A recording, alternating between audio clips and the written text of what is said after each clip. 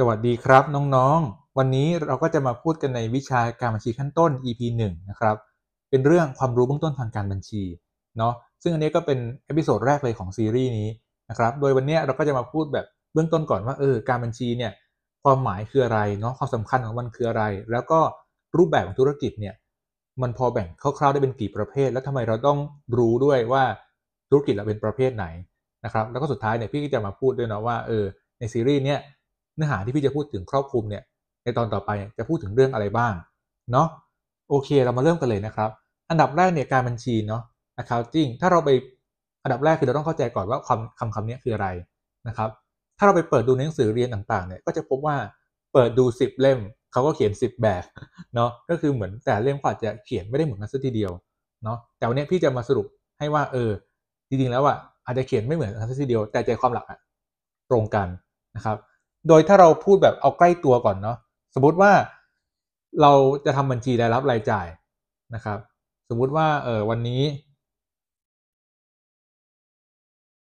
รับเงินมา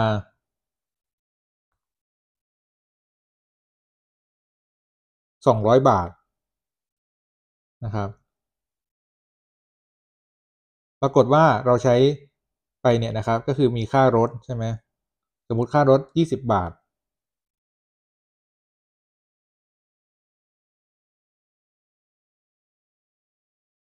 ค่าเรียนสมมุติเนาะสมมุติตัวเลข50บาท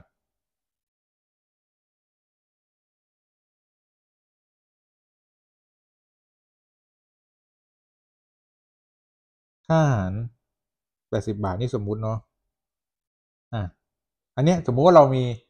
ข้อมูลแบบนี้เนาะทีเนี้ยเราอยากจะรู้ว่าเราจะนั่งทำบัญชีเนาะว่า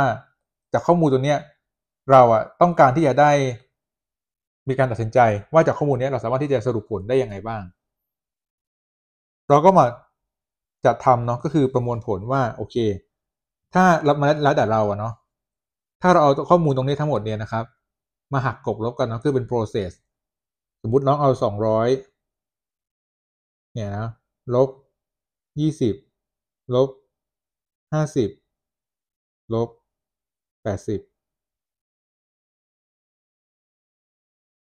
ก็จะได้ว่าอะไรครับ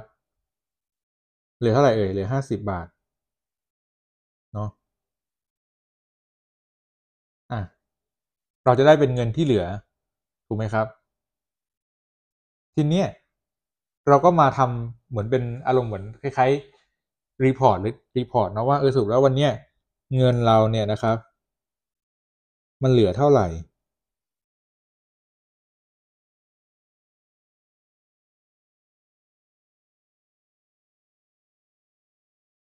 ใช่ไหมแล้วเราก็ดูต่อว่าแล้วเงินที่เราใช้หมดไปเนี่ยมันหมดไปกับอะไรเยอะสุดเราก็จะเห็นได้ว่าอ๋อเราใช้หมดไปกับค่าอาหารเยอะสุดอะไรแบบนี้นะครับแล้วก็ทำเป็นสถิติไว้เนาะว่าอันเนี้ย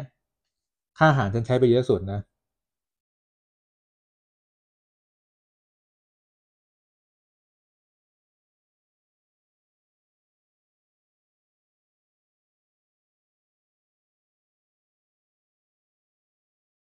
ซึ่งอันเนี้ยเราก็จะเห็นได้ว่าอ๋อเห็นไหมครับด้านซ้ายเนี่ยตรงนี้เป็นข้อมูลที่เกิดขึ้นจริงเนาะขณะที่ตรงกลางเนี่ยเรามานั่งประมวลผลว่าเราอยากจะรู้เรื่องอะไรเช่นอันเนี้ยเราโจทย์ของเราสมมติว่าเราอยากจะรู้ว่าเงินเราจะเหลือเท่าไหร่นะครับเราใช้ค่าใช้จ่ายเนี่ยเราอยากรู้ว่าเราใช้ไปกับอะไรเยอะสุดสมมุติเนาะอันเนี้ยด้านขวาก็คืออะไรครับตัว output ของเราเพราะฉะนั้นจะเห็นได้ว่าจริงๆแล้วสังเกตดีๆเนาะด้านซ้ายเนี่ยครับคือ input ซึ่งตรงนี้เขาเรียกว่าเป็นข้อมูลเนาะเป็น Data คือเป็นสิ่งที่เกิดขึ้นจริงใช่ไหมครับส่วนตรงกลางเนี่ยก็คือ process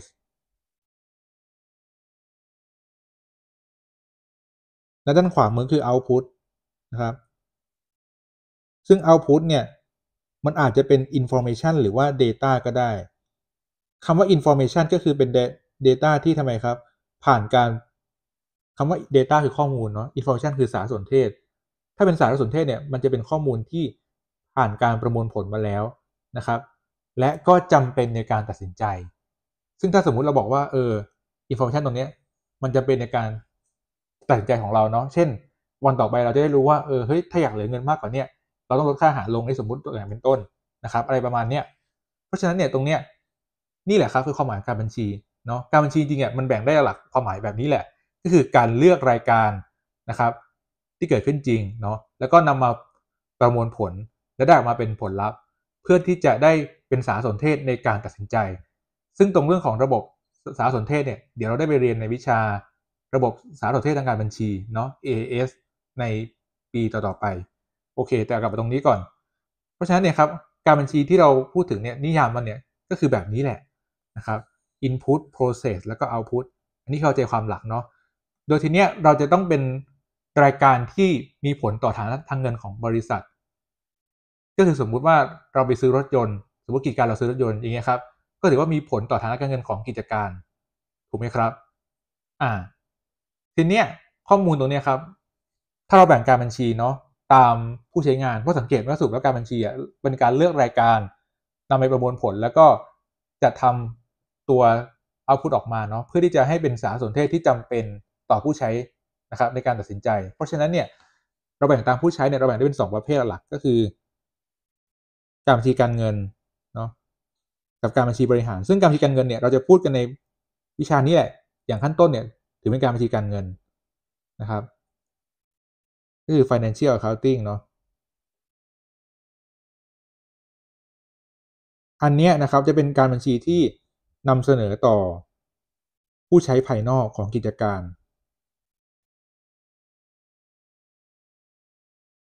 เนาะเช่นอะไรบ้างเช่นใครบ้างไม่ใช่อะไรบ้างนักลงทุน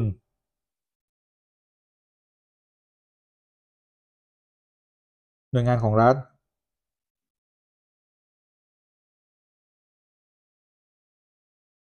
เป็นต้นเนาะซึ่งโดยปกติเนี่ยครับเอาท์พุตที่ได้จากการบัญชีเนาะมักจะเป็นงบการเงินซึ่งถ้าเป็นการบัญชีการเงินเนี่ยเราจะต้องทำตามเขาเรียกว่าแกปก็คือเป็นหลักการทำบัญชีที่ยอมรับโดยทั่วไปซึ่งอันนี้เดี๋ยวน้องไปเสิร์ชเพิ่มเติมได้เนาะแต่เอาง่ายๆว่าอันนี้เอาแบบเบื้องต้นก่อนว่า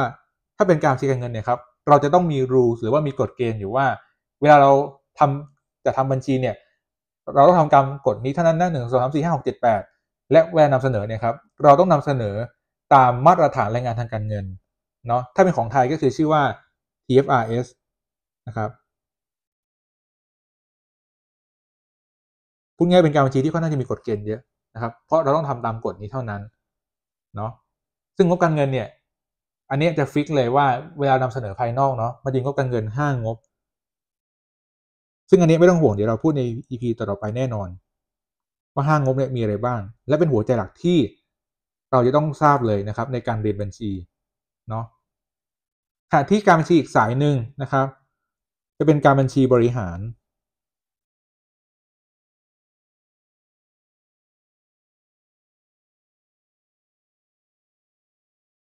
หรือภาษาอังกฤษก็คือ managerial accounting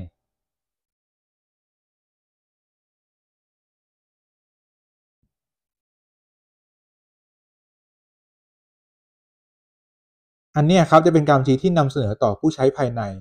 เช่นผู้บริหารนี้ตรงชื่อเนาะหรือพนักงานต่างๆนะครับเนื่องจากว่าเป็นการนำเสนอต่อผู้ใช้ภายในเนี่ยครับ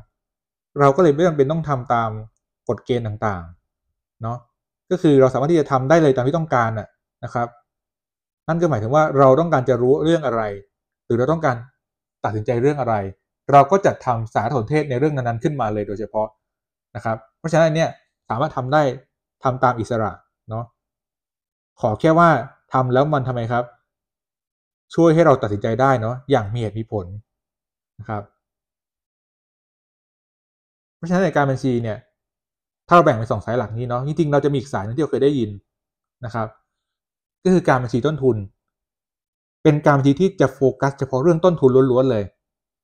นะครับโดยต้นทุนเนี่ยเนาะ cost accounting นะครับการบัญชีต้นทุน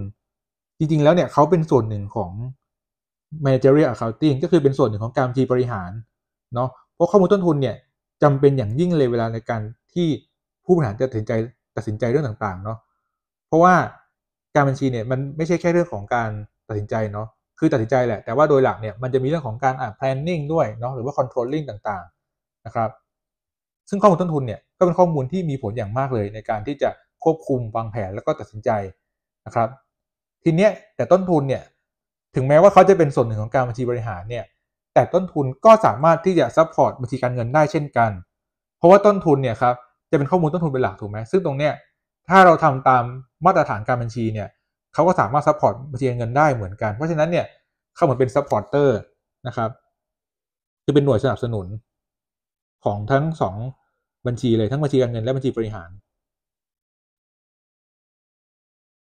โอเคเนาะนี่เราเห็นภาพแล้วว่าการบัญชีเนี่ยคืออะไรแล้วเราสามารถแบ่งประเภทหลักๆได้ยังไงบ้างใช่ไหมครับแล้วเราทำไปเพื่ออะไรเพราะว่านึกภาพง่ายๆเนาะถ้าเราไม่มีการบัญชีเนี่ยเกิดอะไรขึ้นครับเนาะกิจการเราไม่รู้ว่าตอนเนี้ยฐานะการเงินเป็นอย่างไรใช่ไหมครับไม่รู้ว่าแนวโน้มทิศทางของกิจการเราจะเป็นยังไงในอนาคตไม่รู้ข้อมูลต่างๆนานาที่เป็นข้อมูลทางธุรกิจและจำเป็นในการตัดสินใจต่างๆมากมายใช่ไหมครับเพราะฉะนั้นเนี่ยนี่เป็นที่มานะว่าทำไมเราต้องมีการบัญชีนะครับทีนี้ต่อมาเนี่ยจะขอพูดถึงคร่าวๆในเรื่องของรูปแบบธุรกิจอันนี้ไม่ลงลึกนะครับรูปแบบธุรกิจเนี่ยครับเราสามารถที่จะจำแนกได้เป็นหลายประเภทเนาะแต่มันขึ้นอยู่กับว่าเราใช้เกณฑ์อะไรในการจำแนกถ้าเราบอกว่าเราอยากใช้เกณฑ์ในการจัดตั้งในการจำแนกนะครับคร่าวๆเนาะขอพูดถึง3ประเภทเบื้องต้นนี้ก่อนก็คืออันดับแรกเลยเจ้าของคนเดียว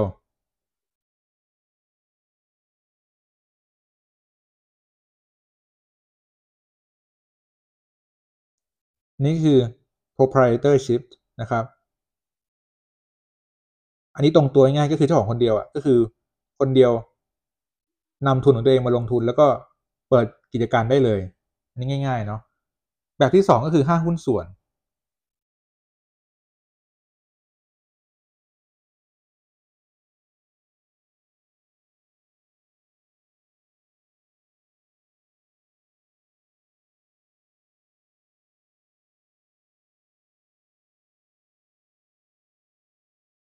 เนาะห้างหุ้นส่วนเนี่ยก็คือต้องมีบุคคล2คนขึ้นไปแล้วนะครับแล้วก็นำเอาทุนเนี่ยมาลงทุนร่วมกันเนาะทำการค้าร่วมกันแล้วก็แบ่งผลกำไรและขาดทุนร่วมกันซึ่งอันนี้มันก็จะมีย่อยอีกว่าเป็นห้างหุ้นส่วนสามัญหรือเปล่าหรือเป็นห้างส่วนจำกัดเนาะก็คือดูตามความรับผิดซึ่งอันเนี้ยโอเคทุนเนี่ยมันก็อาจจะระดมทุนได้มากกว่าแบบแรกถูกไหมครับเพราะว่าอันเนี้ยทำไมครับมันมีบุคคล2 คนขึ้นไปเนาะแต่ว่าข้อเสียก็อาจจะอย่างเช่นทำไมครับอาจจะกิจการเนี่ยอาจต้องเลิกเนาะคือมันมีเงื่อนไขอยู่เช่นสมมติห้างส่วนคนใดคนหนึ่งเสียชีวิตอย่างเงี้ยนะครับมันมีเงื่อนไขอยู่เพราะฉะนั้นเนี่ยเห็นไหมเห็นความแตกต่างระหว่างแบบแรกแบบ2เนาะคือแบบแรกเนี่ยง่ายสุดเนาะแบบ2ยากขึ้นมาแต่ก็ยังอยู่ตรงกลางแบบ3เนี่ยก็คือเรื่องของบริษัทคือ corporation นะครับซึ่งบริษัทเนี่ยเขาจะอาศัยการจัดตั้งกิจการเนาะโดยการออกหุ้นระดมทุนนะครับ โดยบริษัทเนี่ยเราก็จะแบ่งได้อีกนะว่าเป็นบริษัทจำกัดหรือว่าบริษัทมหาชนจำกัดเนาะซึ่งถ้าเป็นมหาชนจำกัดเนี่ยเขาจะออกหุ้นให้กับคนธรรมดาทั่วไปเนี่ยซื้อได้นะครับถามว่าทำไมพี่ต้องมานั่งพูด3แบบนี้เนาะคือวัตถุประสงค์นะครับที่จะพูดเนาะจะพูดง่ายๆแค่ว่าอันเนี้ยเราต้องทราบนิดนึงว่ารูปแบบธุรกิจเป็นแบบไหนเพราะว่าในเรื่องของทุนนะครับที่นำมาลงทุนสังเกตไหมทุนที่นำลงทุนเนี่ยของ3รูปแบบนี้จะไม่เหมือนกันเนาะ เพราะฉะนั้นเนี่ยองค์ประกอบของทุนไม่เหมือนกันนะครับประการต่อมาก็คือเรื่องของอะไรครับระเบียบต่างๆซึ่งถ้าเป็นคอร์ปอเรชันเนี่ยค่อนข้างจะมีระเบียบที่ซับซ้อนนะครับขณะที่เจ้าของคนเดียวเนี่ยระเบียบน้อยมากแถมจริงๆแล้วเนี่ยตามหลักเนี่ยเจ้าของคนเดียวเนี่ยไม่จำเป็นต้องทำงบการเงินก็ได้เนาะแต่ว่าถึงแม้จะไม่จำเป็นเนี่ยแต่ก็ควรจะทำไว้นะครับคือพูดง่ายว่าเขาไม่ได้มีกฎเกณฑ์บังคับแต่ก็ควรจะทำไว้เพื่อที่เราจะได้ทราบถึงข้อมูลของกิจการแล้วว่าตอนนี้เป็นยังไงแล้วนะครับ ทีนี้อันเนี้ยให้ดูนะว่ามี3แบบนี้ทำไมต้องรู้เพราะว่าทุนที่นำลงทุนไม่เหมือนกันเพราะฉะนั้นองค์ประกอบต่างกันและเวลาเราเปรียบเทียบงบการเงินกันเนี่ยถ้ามันคนละรูปแบบธุรกิจเราก็เปรียบเทียบกันไม่ได้ใช่ไหมครับเพราะว่าเนื่องจากที่มาของทุนน่ะมันแตกต่างกันเนาะทีเนี้ยอันนี้พี่พูดขอผ่านๆแต่ถ้าเราแบ่งตามรูปแบบการดำเนินงานเนี่ยครับอันนี้จะมีดีเทลหน่อยก็คือ สมมติพี่แบ่งเป็นรูปแบบการดำเนินงานว่าบริษัทเนี่ยขออภัยครับไม่ใช่บริษัทเนาะพูดผิดติดปากอยู่เลยจริงๆเวลาเราเรียนเนาะอันเนี้ยบริษัทเนี่ยเป็นตัวหลักเลยที่เราจะเจอเยอะสุดนะครับ เจ้าของคนเดียวเนี่ยมักจะเจอตอนแรกๆที่เราจะเรียนบัญชีขั้นต้นเนี่ยจะเจอแรกๆเพราะว่าอันเนี้ยมันค่อนข้างง่ายในการทำความเข้าใจนะครับแต่ว่าพอเรียนต่อๆไปแล้วเนี่ยจะเจอบริษัทเยอะสุดเลยนะครับส่วนหน้าหุ้นส่วนเนี่ยก็แล้วแต่สถาบันเนาะจะไว้ในที่ไหนอย่างของจุฬาครับจะไว้ในบัญชีขั้นต้นบทสุดท้ายเนาะซึ่งพี่ขอไม่ได้พูดเพราะว่าเรื่องหุ้นส่วนเนี่ยก็จะเจอในบทนั้นแล้วพอบทอื่นเนี่ยส่วนมากก็จะไม่เจอแล้วที่เจอเยอะจริงก็คือบริษัทส่วนใหญ่ที่เจอเนี่ยไปเรียนในวิชาต่อไปเนาะวิชาต่อไปก็จะเป็นบริษัททั้งนั้นนะครับโอเคเนาะทีนี้รูปแบบธุรกิจเนาะเราจะดูว่าแบ่งยังไงถ้าเราแบ่งตามการดำเนินงานเนี่ยว่ารายได้หลักของธุรกิจเนี่ยมาจากอะไรนะครับมันแบ่งได้เป็น3ประเภทหลักเหมือนกันอันดับแรกก็คือบริการนะครับคือ service stream เนาะอย่างเช่นอะไรบ้างสถาบันสอนพิเศษอย่างเงี้ยครับหรือว่าธนาคารพวกนี้ครับเขาจะได้รายได้หลักมาจากค่าบริการถูกไหมครับแบบต่อมาก็คือแบบซื้อมาขายไป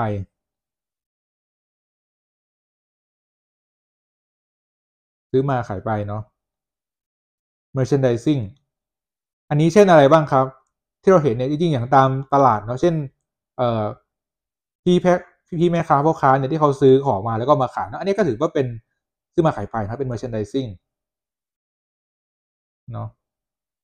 แบบสุดท้ายก็คือแบบผลิตนะครับผลิตก็คือ manufacturing เนาะ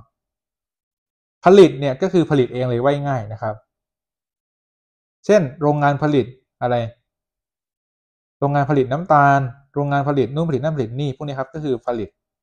เนาะ ทีนี้ถามว่าแล้วทำไมเราต้องรู้เช่นกันเนาะก็เหมือนเดิมเลยคำตอบคล้ายๆเดิมก็คือรูปแบบธุรกิจที่แตกต่างกันเนี่ยครับงบการเงินเขาจะไม่เหมือนกันถูกไหมเพราะฉะนั้นเนี่ยเราไม่สามารถที่จะนำเปรียบเทียบกันได้นะครับและอย่างหนึ่งเลยที่อันนี้เป็นเมนหลักก็คือตรงนี้นะครับ3 คนเนี่ยเขาจะต่างที่สุดเนาะอันนี้สำหรับมุมมองพี่เนาะเขาต่างที่สุดที่งบกำไรขาดทุนเพราะว่าอะไรครับเพราะว่าอันเนี้ยสังเกตเนาะถ้าเป็นธุรกิจบริการเนี่ยต้นทุนหลักของเขาควรจะเป็นอะไรครับควรจะเป็นต้นทุนค่าบริการถูกไหมในขณะที่ถ้าเป็นซื้อมาขายไปเนี่ยต้นหลักของเขาคืออะไรครับต้นทุนขายคือต้นทุนค่าสินค้าเนาะว่าเขาได้สินค้ามาในราคาเท่าไหร่ใช่ไหมครับขณะที่ต้นทุนผลิตเนาะขณะที่เป็นถ้าเป็นธุรกิจผลิตเนี่ยต้นทุนเนี่ยจะเป็นต้นทุนขายเหมือนกับซื้อมาขายไปก็จริงแต่ว่าทำไมครับเขาจะซับซ้อนกว่าเพราะว่าเขาจะต้องมีดีเทลอีกว่ากว่าที่จะได้เป็นสินค้าสำเร็จรูปเนาะจากวัตถุดิบเนี่ยกลายเป็นสินค้าสำเร็จรูปเนี่ยเขาต้องมีต้นทุนอะไรบ้างเขาต้องมีต้นทุนแปลงสภาพอะไรบ้างซึ่งอันนี้ครับเห็นไหมว่าทั้ง3อันเนี้ยเขาจะมีดีเทลที่แตกต่างกันเพราะฉะนั้นเนี่ยเราต้องระบุให้ได้ก่อนว่าธุรกิจเราเป็นแบบไหนแต่อันเนี้ยความยากอยู่ตรงที่ว่าบางธุรกิจเนาะในสมัยเนี้ยอาจจะไม่ได้ทำอย่างเดียวก็ได้ใช่ไหมครับอาจจะทำ2 อย่างเช่นสมมุติธุรกิจ A ให้บริการด้วยแล้วก็มีสินค้าที่ซื้อมาขายไปด้วยอย่างเงี้ยเราก็ต้องมานั่งดูนะว่าแล้วอาจจะถือเป็นธุรกิจที่ทำหลายประเภทแต่ว่าก็ต้องดูอีกว่าแล้วเขามีรายได้หลักมาจากอะไรล่ะเช่นรายได้หลักอาจจะมาจากซื้อมาขายไปและบริการเป็นรายได้รองอะไรเงี้ยครับเพราะฉะนั้นเนี่ยเห็นไหมว่าพอธุรกิจต่างกันเนี่ยงบการเงินก็จะออกมาไม่เหมือนกันขณะที่อันเนี้ยจะเป็นในเรื่องของการดำเนินงานเนาะว่าไม่ใช่การดำเนินงานขอไปครับในเรื่องของตัวทำไมครับการจัดตั้งเนาะว่าทุนที่ได้มาเนี่ยแตกต่างกันเพราะฉะนั้นในเรื่องของส่วนของเจ้าของเนี่ยก็จะไม่เหมือนกันระเบียบต่างๆไม่เหมือนกันขณะที่อันเนี้ยจะเป็นในเรื่องของรายได้กับต้นทุนใช่ไหมครับว่ารายได้หลักและต้นทุนหลักเนี่ยแตกต่างกันเพราะฉะนั้นเนี่ยมีจุดที่ต้องพึงพิจารณาแตกต่างกันซึ่งอันเนี้ยครับโดยหลักนะตัวแรกที่จะเรียนกันเนี่ยก็จะเรียนเรื่องของบริการก่อนเพราะบริการเนี่ยเป็นอะไรที่ค่อนข้างจะบอกง่ายสุดไหมง่ายสุดในการทำแต่ในชีวิตจริงอาจจะไม่ง่ายขนาดนั้นถูกไหมครับคำว่าง่ายสุดในการทำหมายถึงว่ามันมีแค่ต้นทุนค่าบริการนะครับขณะที่ถ้าเป็นซื้อมาขายไปเนี่ยซึ่งเราจะเรียนในเรื่องสุดท้ายของซีรีส์นี้นะครับอันนี้จะต้องมีเรื่องของต้นทุนตัวสินค้าด้วยนะคือต้นทุนเนี่ยมันจะเริ่มแยกเป็นหลายประเภทแล้วนะครับอันนี้จะค่อนข้างอัปเกรดขึ้นมานิดนึงนะครับขณะที่ผลิตเนี่ยจะค่อนข้างยากสุดเพราะว่าเราต้องดูนะว่ากว่าที่จากวัตถุดิบเนี่ยเราจะแปลงมาเป็นสินค้าสำเร็จรูปได้เนี่ยเราต้องมีต้นทุนแปลงสภาพอะไรบ้างซึ่งอันเนี้ยเดี๋ยวเราไปเรียนลึกๆในวิชาเลยครับอันนี้เนาะการผลิตเนี่ยไปเรียนวิชาลึกๆในวิชานี้นี่ไปเรียนวิชาไปเรียนลึกๆในวิชา cost accounting นะครับการคิดต้นทุนเนาะซึ่งถ้าเป็นของจุฬาของเรานะครับก็จะเรียนตอนปี2 เทอม 1เนาะ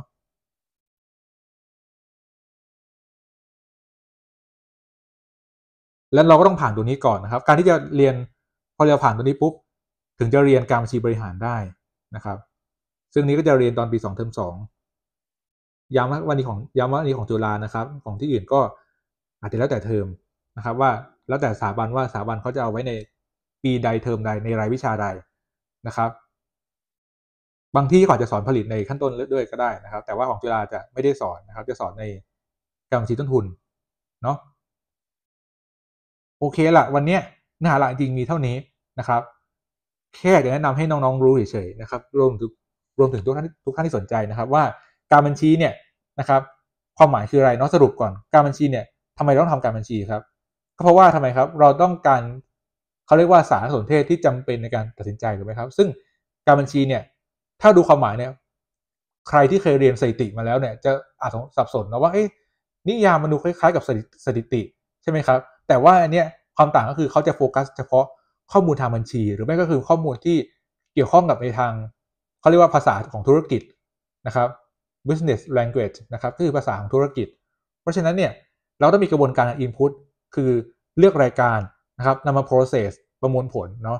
เพื่อที่จะได้มาเป็น output ที่จำเป็นในการตัดสินใจแล้วการบัญชีเราแบ่งได้เป็น2ประเภทใหญ่ๆใช่ไหมครับก็คือ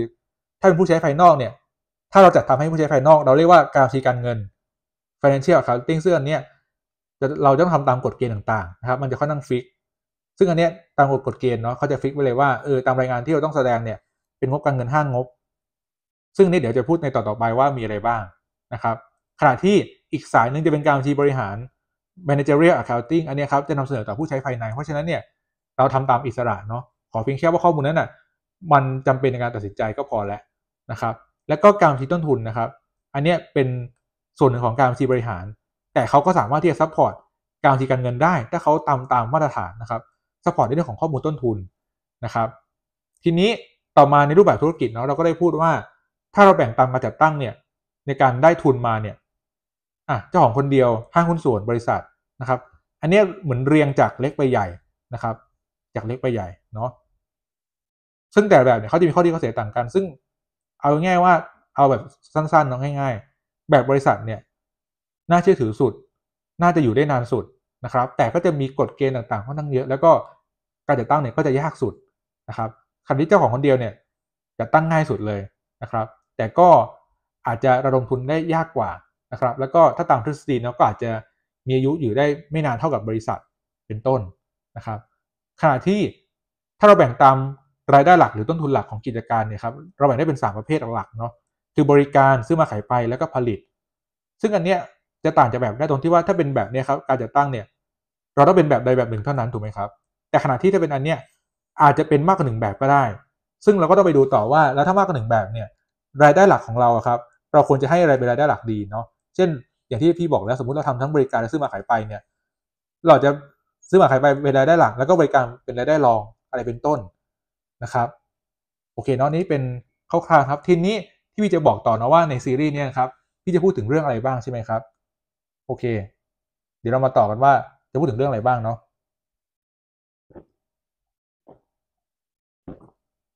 จนถึงตอนเนี้ยเราไม่ได้พูดเท่าไหร่เนาะว่าเอาพุทที่เราได้เนี่ยครับถ้าเป็นตามมาตรฐานเนาะก็พยายามแล้วว่าเนื่องจากการบัญชีต้นเนี่ยเป็นการบัญชีการเงินเพราะฉะนั้นเนี่ยเดี๋ยวต่อไปเราจะมาพูดกันเนาะว่าองค์ประกอบงบการเงินเนี่ยนะครับมีอะไรบ้างเนาะคืองบอันดับแรกต้องรู้ก่อนว่างบการทางงบมีอะไรบ้างเนาะแล้วจะทำให้เรารู้เลยว่าในงบการเงินทางงบเนี่ยครับ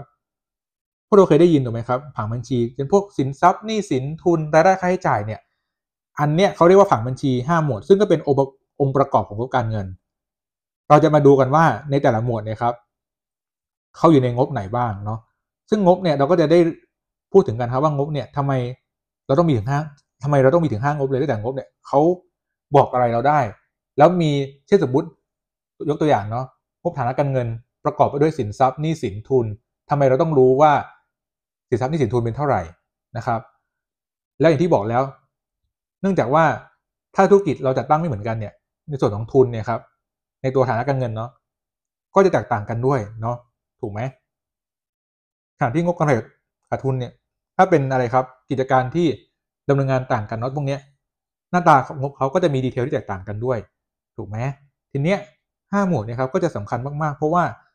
เราจะต้องใช้ในการอันเนี้ยเราจะพูดกับว่า output คืออะไรถูกไหมครับแต่เนื้อหาหลักที่เราจะพูดกันในตอนต่อไปซึ่งเป็นเนื้อหาหลักของซีรีส์นี้คือเราจะพูดว่า process เนี่ยในการที่เราจะได้ output นี้มาเนี่ยครับเราต้องทำยังไงซึ่งก็คือต้องเริ่มตั้งแต่อะไรครับเลือกรายการเนาะเลือกรายการคือเป็น input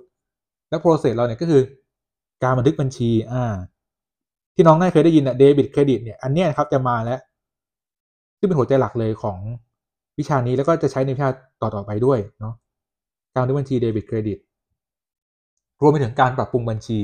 เนาะซึ่งนี้ก็คือเดบิตเครดิตเหมือนกันแต่ว่าเป็นเดบิตเครดิตในรายการที่เราต้องปรับปรุงเพื่อให้ข้อมูลทางบัญชีเนี่ยถูกต้องตามเกณฑ์คงค้างเนาะอันนี้พี่ทิ้งประเด็นไว้ก่อนว่าเกณฑ์คงค้างให้น้องจับคีย์เวิร์ดเอาไว้นะครับสุดท้ายก็คือปิดบัญชีเพื่อที่จะรายงานในงวดนั้นๆได้เนาะการปิดบัญชี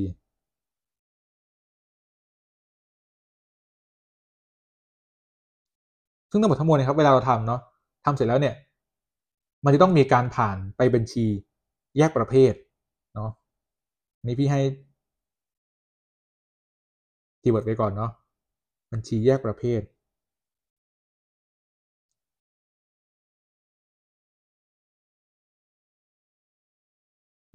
แล้วก็ทำงบทดลองนะครับ